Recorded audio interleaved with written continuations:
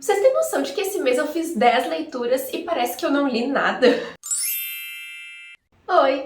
Hoje a gente vai conversar sobre as minhas leituras que eu fiz aí no mês de maio. O mês de maio foi um mês muito especial, mas também um mês bastante complicado, por causa que eu passei pouco tempo lendo. Assim que eu pegava um livro pra ler, eu já terminava de ler. Então eu passei pouco tempo lendo os livros, mas eu passei muitos dias sem ler. Acho que é por isso que eu tô com essa sensação de que eu não li tanto. Mas eu li 10 livros e vou comentar pra vocês agora sobre cada um deles, começando pelo primeiro livro que eu li no mês. Esse livro aqui, ele foi a minha primeira experiência, se eu não me engano, com dark romance, aquele romance mais 18, com cenas hots, e bota cena hot nesse livro, tem muita cena hot aqui. E é claro, como eu comentei, é um livro para maiores de 18 anos, tá? E eu tô falando de Deuses de Neon. Aqui nessa história eu tive que me desvincular de algumas coisas para poder me aproximar mais da experiência, por causa que aqui a gente tem inspirações no mito da Perséfone e do Hades. Na verdade, a Perséfone e o Hades, eles são os personagens protagonistas desse romance aqui, nesse primeiro volume dessa série. Só que aqui, por exemplo, a Perséfone não é uma deusa, então eu tive que me desprender um pouco disso, porque aqui é um reconto, uma releitura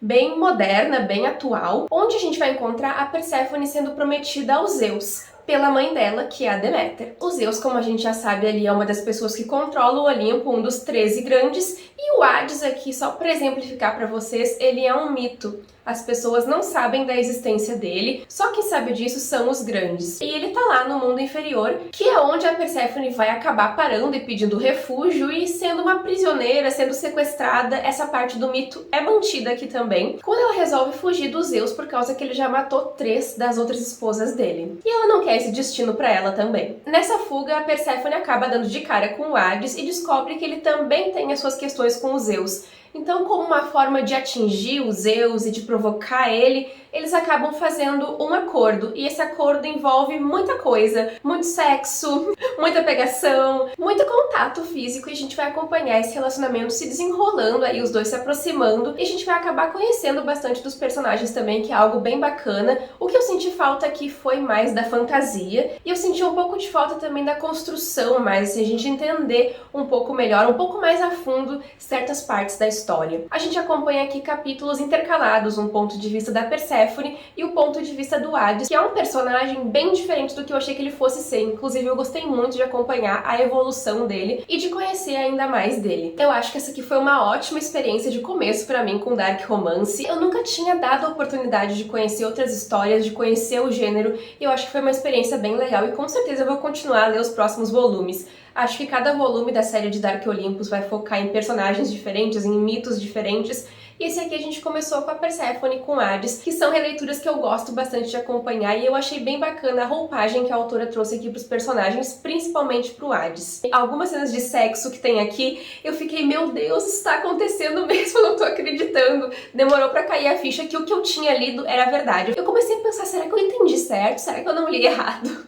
Mas não, eu tinha lido certo e era bem aquilo ali que eu tava imaginando, porque são bem descritas as cenas hot, as cenas de sexo são muito bem descritas. Algumas partes da história acabaram sendo um pouco repetitivas pra mim, alguns capítulos que eu fui ler, os começos deles pareciam as mesmas coisas, deles na cama, a mesma narrativa, eu até achei que eu tava lendo o mesmo capítulo de novo. Mas com certeza esse aqui foi um grande começo pra mim do mundo dos dark romances, quem sabe eu continuo lendo, quem sabe vocês me dão algumas recomendações aí nos comentários. E essa aqui então foi a primeira leitura que eu fiz no mês de maio. Depois de ler Deuses de Neon, eu fui pra uma história um pouco mais leve, porém não leve, que foi O Primeiro Beijo de Romeu. Aqui nessa história a gente vai acompanhar o Romeu prestes a dar o primeiro beijo dele. Só que no exato momento que ele tá prestes a dar o beijo, um colega dele super homofóbico, super machista, ele acaba chegando e eles têm uma interação ali onde o Romeu acaba dando um soco nele. Os dois pais do Romeu, eles são chamados para conversar com a diretoria para entender o que aconteceu, só que não fica muito bem esclarecido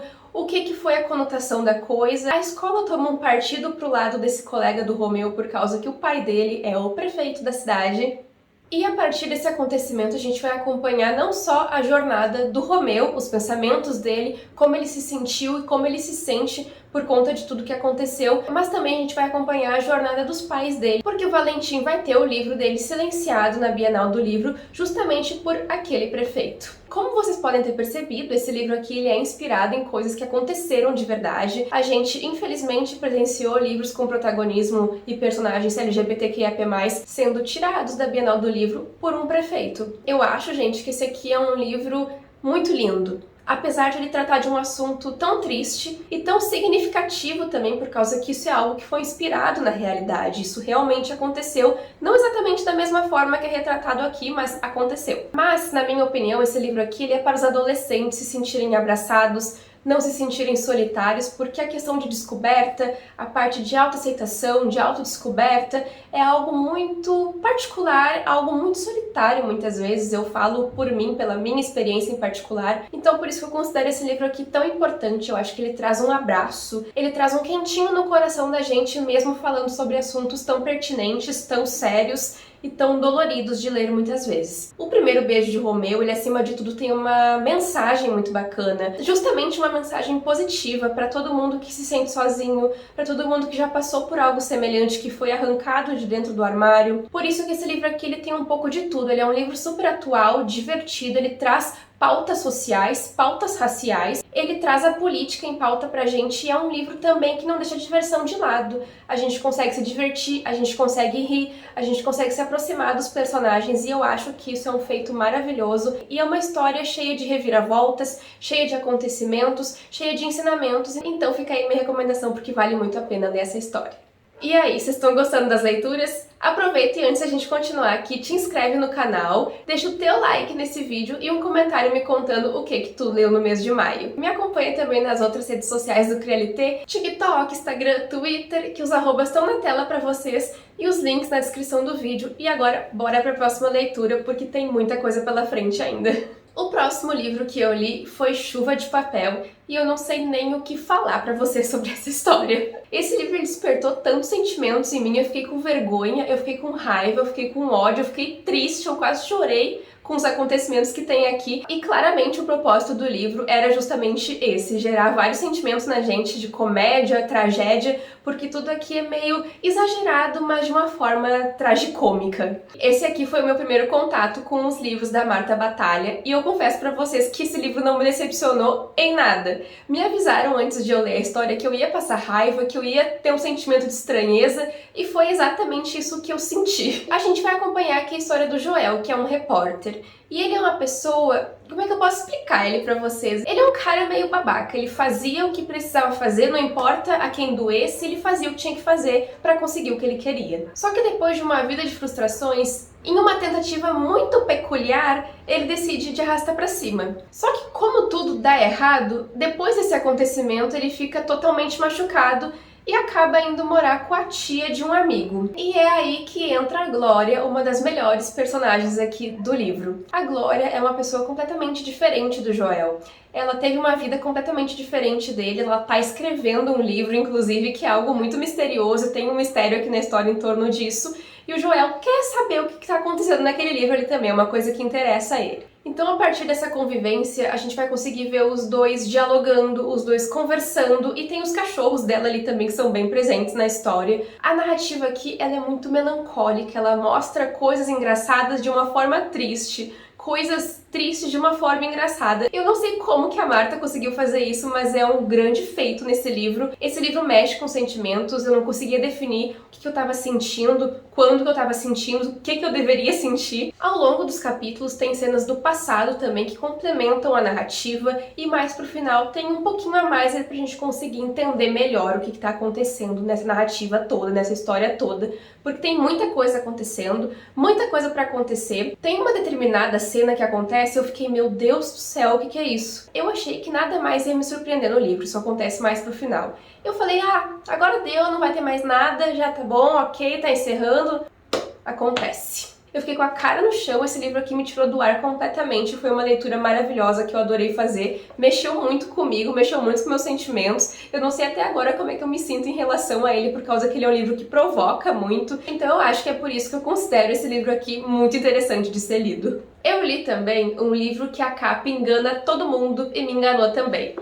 A Filha do Guardião do Fogo. Esse livro aqui, geral acha que é fantasia quando olha pra capa, mas não, ele é um thriller com mistérios, investigações e até mortes. Por que eu falei isso rindo, não sei. Esse livro aqui ele é escrito e protagonizado por pessoas indígenas, mulheres Ojibwe. Não sei se eu pronunciei certo. Ele se passa, inclusive, em uma reserva indígena da comunidade Ojibwe, e a gente tem aqui a Donis como protagonista. Ela é filha de uma mãe branca e o pai é indígena. Então a gente já consegue ver esse dilema de pertencimento aqui na protagonista. Só que a história vai muito mais adiante nisso. A gente consegue acompanhar aqui com muita clareza, com muitos detalhes, a cultura Ojibwe, até porque a autora faz parte da comunidade também. Acho que esse é um ponto incrível da história. A gente tem palavras, vocabulários, crenças presentes aqui na história e isso engrandece demais a narrativa. Só que tudo começa aqui com um assassinato. Eu demorei um pouco até pra me sentir dentro da história, foi lá pela página 80, 100 por aí, que é quando esse assassinato acontece,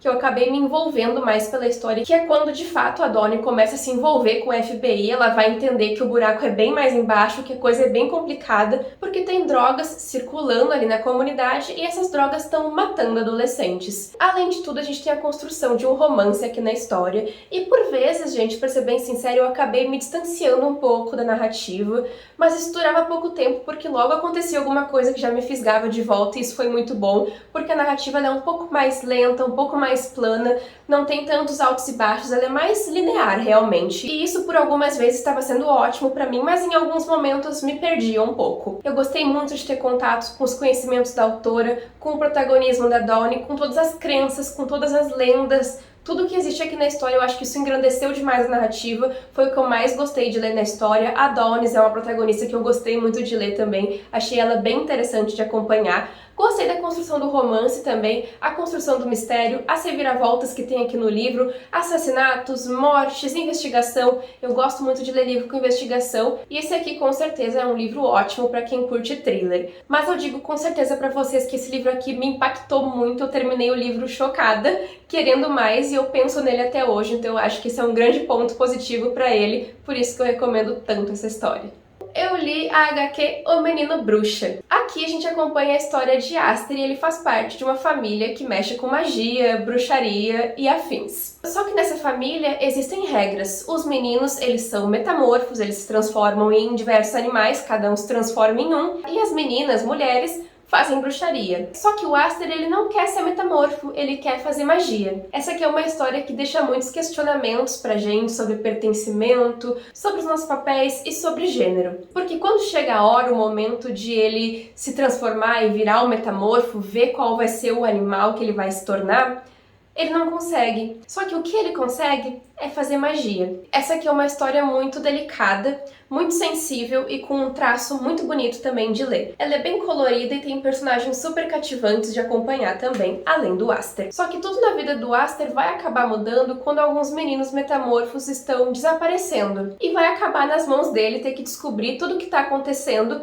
e quem é a pessoa que está por trás de tudo isso. Essa história aqui é muito rapidinha de ler, é uma história super fofa e é o primeiro volume de uma trilogia. Com certeza eu vou ler os próximos, tá? Isso é certo. Eu achei super sensível a história, fala sobre quebra de padrões de gênero também e conversa muito também sobre descobertas, segredos e autoaceitação. Uma coisa que eu gostei muito aqui na história é a presença da avó. Eu amo quando os livros têm avó e ela é responsável por ter uma grande revelação ali, eu gosto muito dela. Gosto da mãe do protagonista também. Esse livro aqui ele é cheio de personagens fofos, de um traço lindo e é muito fácil se conquistar pela narrativa. Eu adorei essa história aqui, achei ela mega fofinha, muito divertida. Fico com saudade de reler, mas com certeza eu vou ler os próximos volumes, isso é certo.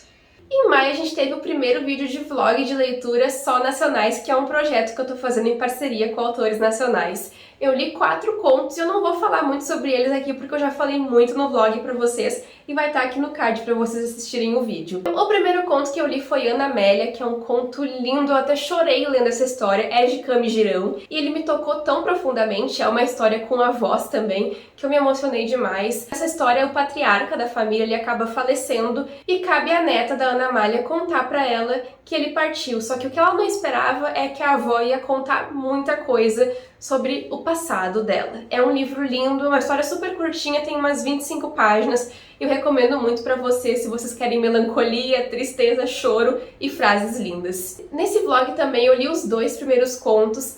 da série Amores em Pernambuco. O primeiro deles foi Golden, inspirado em uma música do Harry Styles, onde existe aí um reencontro de um relacionamento que não deu muito certo, que acabou por um motivo bem específico, mas em uma noite qualquer o casal acaba se reencontrando e a gente vai descobrir se esse relacionamento está mais maduro, se eles mudaram e estão de fato prontos para continuarem juntos. Eu esqueci de falar que a série é de autoria de Mirella Paz, e o segundo livro é Sempre Amei Você, que esse aqui a gente tem o famoso fake dating, que eu sei que vocês gostam muito, que é aquele namoro falso, porque a protagonista ela tá saindo do emprego dela, onde ela trabalhava com um ex, e ela tem uma fama de ser muito workaholic, as protagonistas da autora são bastante independentes e bem workaholics. E pra provar que não é bem assim, ela acaba fazendo um namoro falso, um noivado falso, com o melhor amigo dela, só para mais tarde eles descobrirem que os sentimentos são verdadeiros, e aí a gente vai ver também se eles vão acabar juntos ou não. Eu gostei bastante dos dois contos e recomendo muito aí para quem gosta de Friends to Lovers, Romance de Segunda Chance e Fake Dating, vocês vão gostar muito desses livros. E o último livro que eu li no vlog foi com certeza sim uma surpresa pra mim, me apaixonei pela história, que é Você Não é Cinderela. Aqui a gente tem uma reconstrução completa do que a gente conhece da Cinderela, ou pelo menos do que eu conhecia da Cinderela. Aqui a magia, fantasia é algo muito presente, e a Cinderela, que aqui não é Cinderela, chama Eira. Eu até me confundo um pouco, eu chamei ela de Eila algumas vezes porque eu me confundo. Ela é trocada já no nascimento e a gente vai caminhando entre os principais acontecimentos da história da Cinderela de uma forma completamente diferente, onde a magia vai intervindo até a gente chegar lá no baile que a gente conhece e a partir dali tudo muda completamente. Eu digo pra vocês lerem essa história sem saberem basicamente nada, porque é um livro que a gente tem que sentir, e eu senti tanta experiência, eu me apaixonei pela magia, me apaixonei pelos personagens e o final, meu Deus do céu, o final desse livro é incrível, só leiam. E falem por aí que fui eu que recomendei, porque eu tenho orgulho de ter lido essa história. E pra fechar as 10 leituras que eu fiz no mês, nós temos aqui um livro que nem estava na minha TBR, mas que foi um livro que me tocou profundamente, com uma melancolia, com uma tristeza.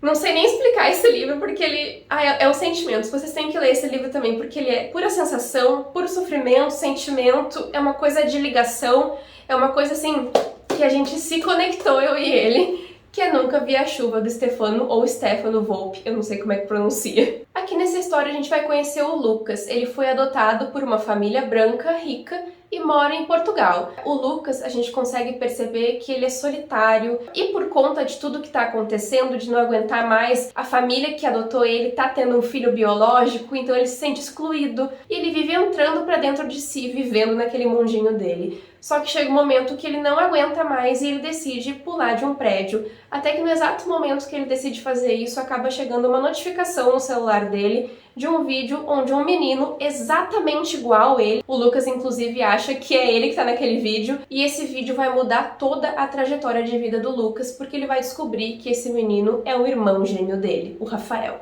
A partir desse momento os dois vão começar a criar uma ligação, fazendo contatos, e o Lucas decide fugir para o interior do Rio de Janeiro para realmente descobrir se eles são irmãos, parentes, para entender aquela situação. Esse livro aqui ele é todo contado através de diários e é o Lucas que escreve esses diários pra gente. Por causa disso, a gente vê de uma forma muito íntima os pensamentos dele e também muito bruta, muito sincera, dá pra dizer assim, porque ele conta pra gente exatamente o que ele tá sentindo, como que ele se sentiu, e a gente consegue ver também a evolução dessa relação dos personagens, a gente consegue descobrir bem mais da personalidade do Rafael, das questões do Rafael, e como o Lucas quer ajudar ele de toda forma possível, por causa que aqui a gente tem um protagonista cego, que é o Rafael, e isso é algo muito pertinente na história também, isso faz parte da narrativa, é algo muito importante para a história, para dar seguimento nos acontecimentos. O livro se chama Nunca Vi a Chuva, e isso é algo muito presente aqui na história também. A gente vê essa metáfora para a chuva aparecer aqui, eu acho isso muito linda, muito intimista, eu não sei, eu me encantei pelas palavras que o Volpe usou aqui,